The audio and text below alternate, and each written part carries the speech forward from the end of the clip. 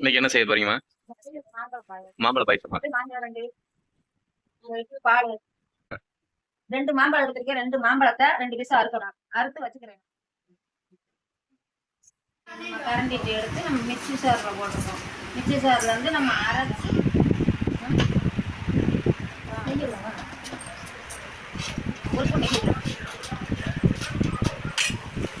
சேமியை போட்டு வறுக்க நெய் ஊற்றி இப்போ வறுக்கணும்.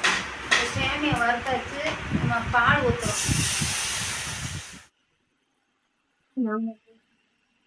சொல்லுங்க. சீனி போட போகிறோம். சீனி போடணும்.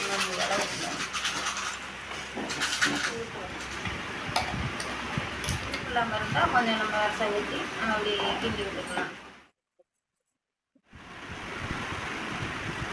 எப்படி இருக்கு? எப்படி இருக்கு? எப்படி இருக்கு?